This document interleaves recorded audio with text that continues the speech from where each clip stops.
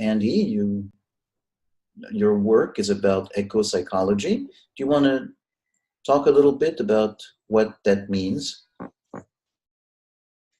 Yeah, there's many sort of ways into the field, but the original sort of impulse is that psychology has been very human-centered. So if you look at psychology textbooks, an intro psych textbook, you won't find a lot about the natural world or our relationships with the biosphere. And so ecopsychology, in a sense, is about expanding the focus of psychology to include our relationship with the more than human natural world. You can think of things like children who, have storybooks full of animals, and yet psychology didn't really talk about that. Mm-hmm, mm-hmm. So, how are we related to the natural world? How can the natural world, or does the natural world, how do our bodies imply the natural world, imply relations with the natural world, and how have we cut off those relationships, and how that affected us, and what does that have to do with our ecological crisis? Yeah. So not just psychology being confined to the mind, and thinking of the body as something that implies a relationship with the natural world, so that we put all of this in context. Right. Yeah. And so ecopsychology became largely an effort to integrate nature and psyche, largely, through the body and with the body, what our bodily felt needs include relationship with natural places, and movements today like forest bathing and ecotherapy really, take off from that kind of understanding of the psyche being related to the earth. Yeah. So that's what ecopsychology has largely become about, and what a lot of people think of the practice of ecopsychology are these sort of nature connective experiences like forest bathing, if you're familiar with that notion. No, do you want to talk a little bit more about that? Yeah, forest bathing, the idea is that, taking a walk in the woods is like to bathe yourself in the forest, and there are all these phenols and things in the air that are very beneficial to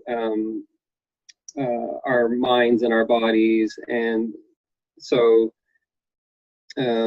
researchers in Japan have sort of empirically demonstrated these links, and have actually argued for not developing certain places, preserving woodlands instead of building subdivisions, because for mental health reasons, we need to be able to walk in these woods and be bathed by the forest for our own well-being. Yeah, so it's not just having the distraction of being in the woods. It's not just escaping concrete landscape, but it's also everything else, from the smells and that we could bathe into.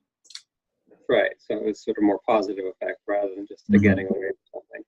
Yeah. So as I say, that's what ecopsychology has largely been associated with. The problem from my perspective is, I came at ecopsychology through environmental studies and as an ecologist or an ecological thinker. And so a lot of these practices still maintain a very human focus. The natural world now becomes a kind of psychological resource.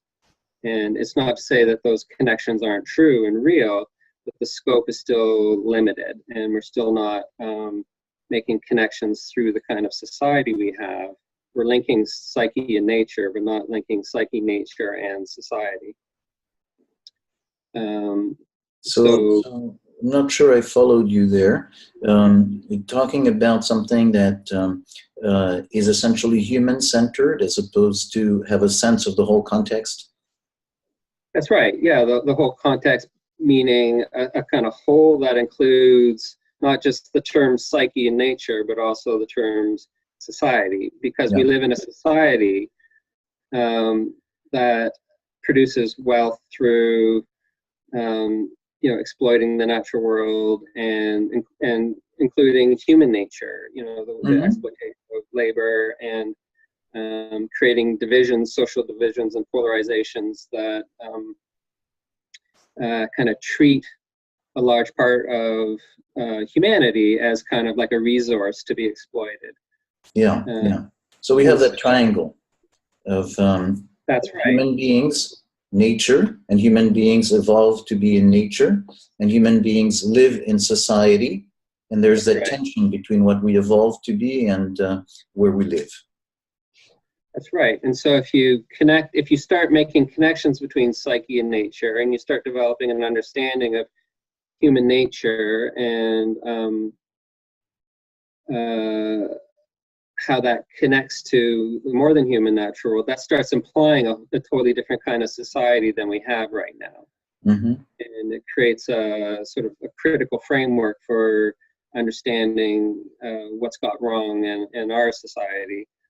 And then that becomes very challenging. And then ecopsychology suddenly becomes a very critical field as well, not just a therapeutic field. And it's saying that we need a whole different set of social relationships in order to make this integration between mind and nature, because our current society works against what ecotherapists are on about. So it provides a benchmark as to what things could be, and it becomes prescriptive in showing what need to change in order to create better conditions. Yeah, what needs to change in our society, but also what needs to change in the way we understand psychology. Mm-hmm. So if psychology has been split off from nature and it's been split off from society, and if ecology really stands for seeing the interrelationships between things, then what are the interrelationships between our psyches and nature, and what are the interrelationships between psyche and society, and what are the interrelationships between society and nature? Mapping all of those relations and tending those relations is, for me, what ecopsychology becomes about as a field. It changes everything. Yeah. So that sense of taking psychology out of that very, very narrow frame. And would you say that paying attention to understanding more of the body and bottom-up phenomena through neuroscience, also evolutionary psychology, have been a step toward going toward ecopsychology? Yeah, I mean, there's certainly different ways of bringing the body in.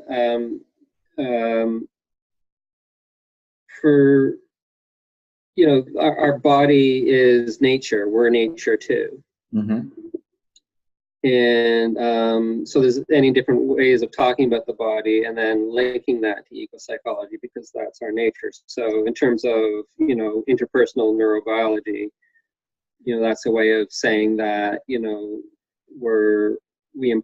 we imply these pro-social relationships with the world, including the natural world, and that's what those experiences are what form the brain.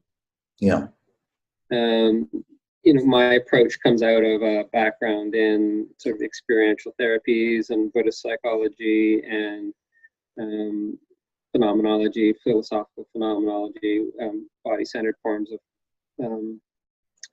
philosophical phenomenology. And so,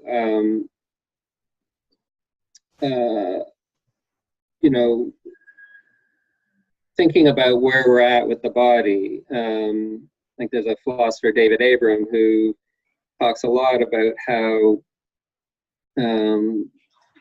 sensorially disconnected we are, because we're so in this tight little loop with our technology and with the written word, that the rest of the natural world, our senses have just tuned it out.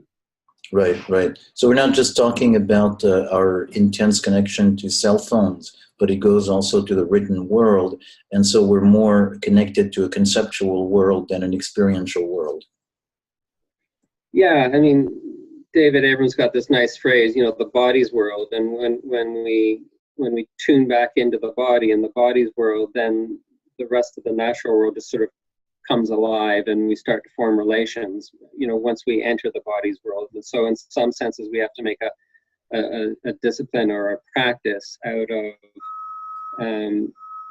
returning to the body's world and putting the cell phone down and putting the book down and entering other modes of experience where the body's inherent relationship to, a living world can be re-experienced.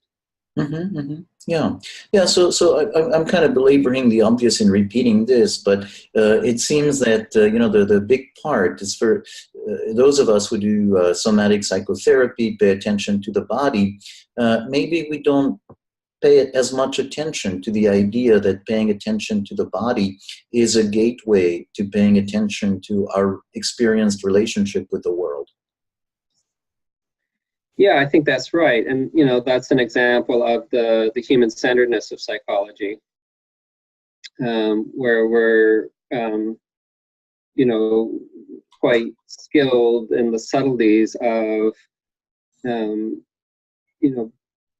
body-focused healing processes, but we're doing it indoors all the time. Right. And so, a standard practice in the nature connection movement, which I've adopted in the teaching I do, there's a year-long training in ecopsychology I offer. I have the participants engage in a routine called sit spot, where you go to the same spot outdoor day after day, and you be in that place in a mindful way and with your senses open, and it's an incredibly powerful and simple exercise, and has incredible benefits for people who do it. So that would be a very sort of simple step that we just are not inclined typically to make, and it's actually hard to get people into the routine of doing sit spots because it goes so against the grain of how we live. So in practice, how is it on a given a few days of training? What's it like, that connection with the environment, with nature? Well, there's different dimensions to it. For a lot of people, it's a very kind of rapid homecoming for a lot of people, just to slow down and to be guided through some of these exercises. And for a lot of people, it brings up a lot of grief and a lot of pain, because once you start tuning into the body's world and sensing the primacy of our relationships with the earth through the body, then right away that gives rise to a profound sense of pain over the losses in our relationship with the natural world and the state of our relationship with the biosphere. So it's a very complex, rich kind of So that sense of experiencing something in our relationship with nature, with the body's world. So how does it happen in the training? Is it being outdoors? Is it doing something outdoors? How does that relationship become something that participants are facing? Yeah, well, we spend as much time as possible outdoors on the trainings in 4 seasons. Mm-hmm. So, the very first night people arrive, we're around a campfire, and, which is a very deep in the bone activity for human beings, to sit around a fire and tell stories and reflect on the cosmos. So we right away try to go to these deep in the bone places. Mm-hmm. And that, again, that our bodies, when you're sitting around a campfire, our bodies sort of settle right away, and they know that place instinctively, because it's so in our physiology, in a sense, in our memory, to be sitting in a circle around a fire. It's where human culture developed. Yeah. So we start there, and we start with story and poetry, and then the next morning right away, 6:30 we head out and we do a sensory awareness exercise, outdoors, and as a warm up to this whole idea of a sit spot. And then people find a place on the land where they're going to, have their sit spot. And then the day's activities all take place outdoors as well. And there's sort of teaching sessions with me with the flip chart. But all the while we're outdoors, and so at any moment a sharp-shinned hawk can fly in and become part of the conversation, or the weather will do something, and it's always part of the dialogue of what's going on, just our being outdoors. Right. So you cannot ignore the outdoors, because the outdoors will make its presence known. Yeah. Oh, it does. Yeah, no, it definitely does. And we pay attention to that. We don't just tune that out. And So what happens, for instance, when, say, it rains or it snows, or? Yeah. Well, we make a decision. There's last summer we were around the fire at night, and there's a story that was being told, and it started to rain, and we just sat through the rain and just kept going with the story. and it was fabulous, Right. And then other times we'll go into, there's a little gazebo we can go into, so we still feel the elements. And in winter we're indoors around the fire, but we make sure we take a good long walk, regardless of the weather, in the afternoon, and we pick cedar in order to make some cedar tea. And it's not about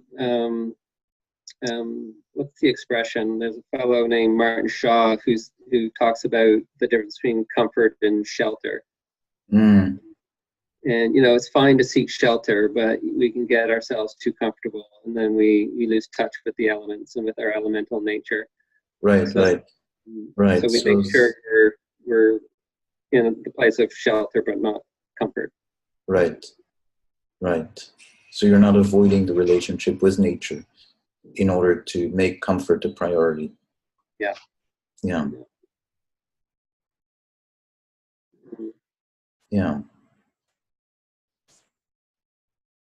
So that just the presence in as you describe it, in being outdoors during much of the training, puts it in a different framework than something that would be just ideas or techniques or even philosophical approaches, because there you're in the middle of that. Yeah, I actually I teach. I live near a little town called Perth, a town of 6,000 people, and my wife's a yoga instructor, and so I a number of years ago I thought I'd offer to teach some classes through their yoga studio. So I started teaching courses on Buddhist psychology and other things, and then I thought, I'll try one of these to use one of these courses for a course on ecopsychology, and I did that. But it was, indoors in my therapy office in town. And then one of the people who took that course decided to take the year-long training that I offer. And she said, this is way better. She said it made such a huge difference. So I really heard that, that was really important to the whole way I go at it now. So Yeah. So how you mentioned Buddhist psychology, how related is the ecopsychology to Buddhist psychology? Well, it's all a matter of, your own particular approach, but for me, they're very related in that, as I said earlier, ecology is about how everything interrelates. It's the profoundness of our interdependence, not just our interdependence with one another as human beings, but our interdependence with the earth, with the sun, with the weather, with the animals, with everything. And to really, get your head into that place of interdependence is a big part of ecopsychology. And Buddhist psychology is, one of the central teachings in Buddhist psychology is the dependent origination and the mutuality of everything, how everything arises as a co-arising. So for me, there's a very ecological dimension to Buddhist psychology. If not all Buddhists would see it the same way. There's debates about how ecological some of the original Buddhist teachings are. But for me,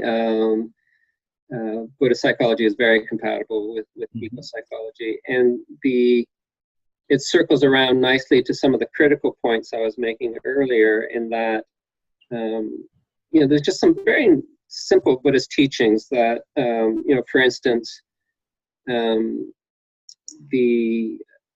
any unskillful state of mind or form of suffering we're caught in will always have at its base one of the three poisons of greed or hatred or delusion. Yeah. And so Buddhist psychology is about Buddhist practice is about cultivating the opposite qualities of generosity and love and compassion and wisdom. And it's a very simple kind of socially engaged Buddhist exercise to look at the qualities that our society cultivates. The greed, the hatred, and the delusion are very evident. And that ties to the whole structure of our society. It's not incidental. It's designed into our system.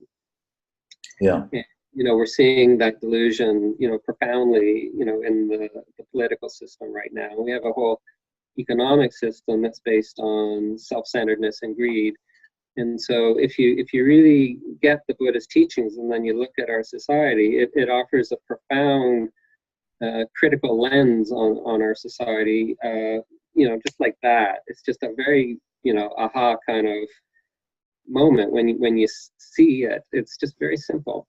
Yeah. So you make the point that actually it's in the DNA of the system. The greed, the hatred, the delusion are essentially baked into it, and so Right. that's taking a distance from it and having the intention to veer away from it is in itself a revolutionary project. That's right. And because we have a system that cultivates greed and hatred and delusion, we're constantly turning away from suffering, and then the system feeds on that suffering. And in order to turn out of that system, it then requires being able to tolerate the suffering that the system is generating, our felt experience of that. And so the Buddhist practice as well becomes creating a container to not keep turning away from the suffering through all of these escape strategies that just wind up creating more suffering and that are, profoundly implicated in our treatment of the earth. Right. So turning out of these habit patterns of our culture means being able to tolerate the suffering that we're constantly escaping. And so Buddhism comes in there as well in terms of its practices and teachings for developing the ability to do that. Yeah. So that as we try to avoid the suffering, we fall into the trap of going into these practices, which then feed into the system and then feed into increasing the suffering. So the breaking the vicious cycle is about being able to tolerate the suffering. Mm-hmm. And so the Buddhist practices are about, developing the capacity to be with the suffering instead of veering away from it. How would you define psychotherapy compared to Buddhist practices in terms of dealing with suffering? Well, I think that's a very germane question for the whole field of ecopsychology. What's the practice? Mm-hmm. And what is this? How does psychotherapy need to change in order to catch up with the transformations in psychology that ecopsychology imply? Mm-hmm. If you think about the Eightfold Path, say, of Buddhism, the practice of Buddhism, for me, that's what develops the container. But if the suffering, the dukkha is social dukkha, social suffering, then we need a more socially oriented practice, not just an individual focused practice. Yeah. And I think that's a question right now. What are the implications in terms of how we're practicing, and can we keep just lining up people one at a time at the therapy office, or do we have to do something that's more engaged?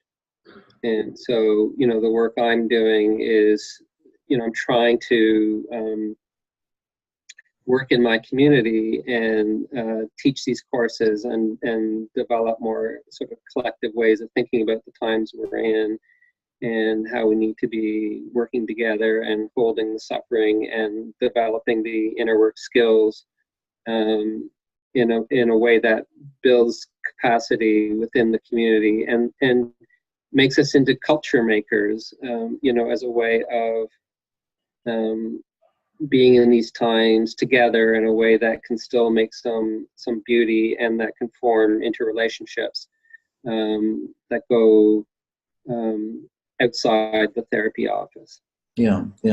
So what I'm hearing you say is that the dukkha, the suffering, is something that is widespread. It's part of the social system, and so the answer to it is not just at the individual level.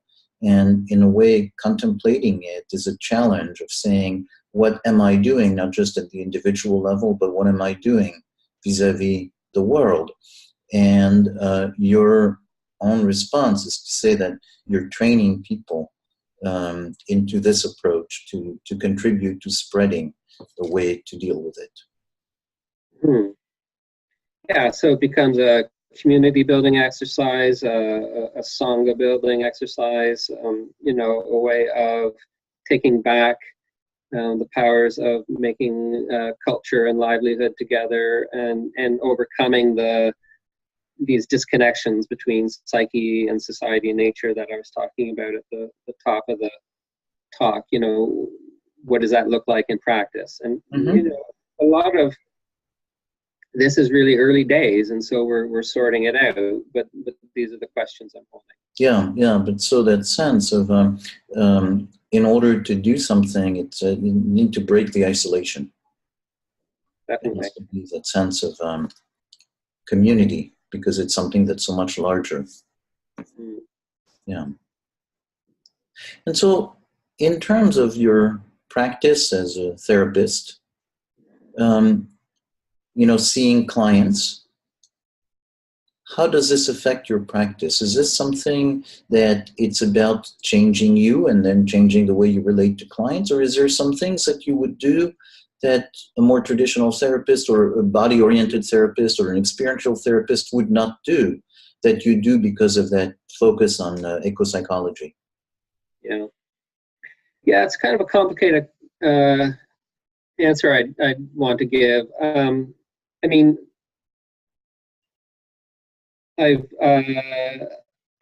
a process of shrinking my practice because of the limitations I see in the therapy world. And I do have clients who know my views on these things, and they say, well, if we hadn't worked one-on-one, I wouldn't have got anywhere. I couldn't have done the more socially engaged stuff because I wasn't ready to do that, but now I am because of the individual work. So, I appreciate that. And at the same time, I'm trying to experiment with these more socially engaged modes. But to get back to the idea of, how is this, my involvement in ecopsychology informing my practice? Well, it really depends on the client. And for some clients, we go really, quite deep into this work, and they're willing to do sit spot exercises, and I've got an office in a rural area, and so we'll go outside and we'll talk about the beaver they saw on the way to the therapy session, and we'll really bring the natural world in. We'll do dream work, and we'll talk about dreams as messages that you're getting from life through your body, and so there's a whole framing of the work, that is different than a more conventional therapy practice. But for other people, they're not interested in that, and so I don't push it. So it depends. Yeah, it's a work in progress. Yeah. And so you mentioned also that you're reorienting your work to something different. So is that something that could inspire other people if you shared some of the ideas? Well, I'm trying to think of ecopsychology and the practice of it as something that connects these three terms: psyche, society, and nature. In a way that becomes a kind of decolonization.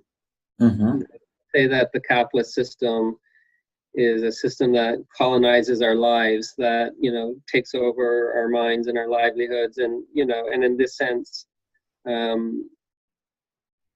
generates tremendous suffering.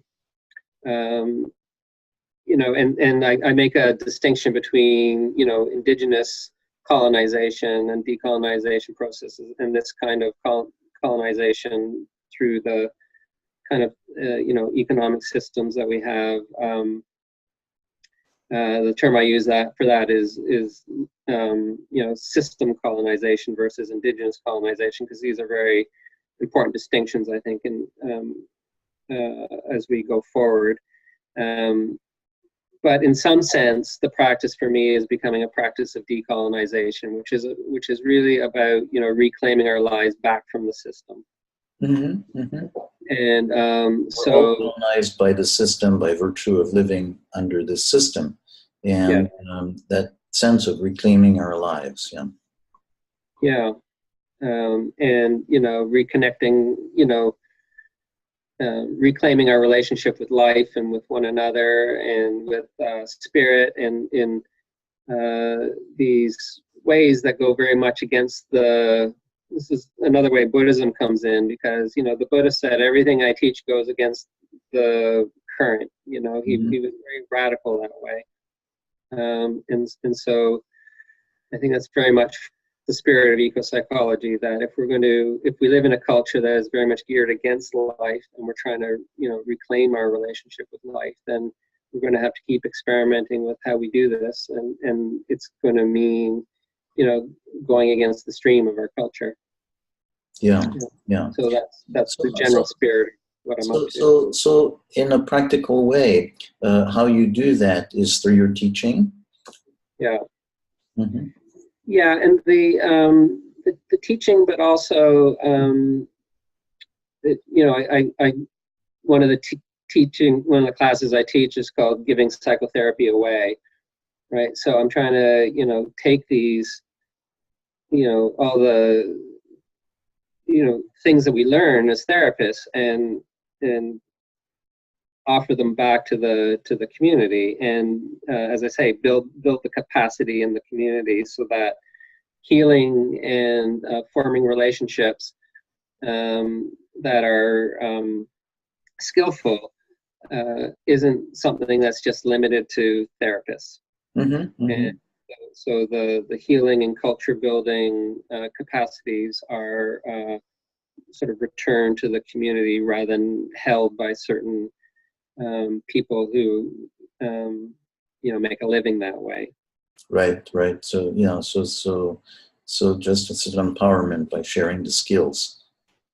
Yeah, and I think more broadly, I'm a thinker in the field of ecopsychology, and I'm trying to develop these ideas, and I publish articles, and there's a book that's in a second edition that I came out a number of years ago. And for me, it's just also about trying to develop this field. I'm just one guy, and I'm experimenting in small ways in a little community in Eastern Ontario. But it's really about trying to get a conversation going about how to make psychology adequate to this historical moment, and how can eco-psychology play a role in that conversation, and how can the larger field change in response to the times we live in, and in that sense, I'm still pushing for a larger conversation as well, as part of how I'm going at this. Yeah. So this seems like it might be a good place to end. I just want to take a moment to see if you want to add something, or if this feels right to stop here. No, that feels fine, Serge. I think I think that's not a bad little introduction to psychology.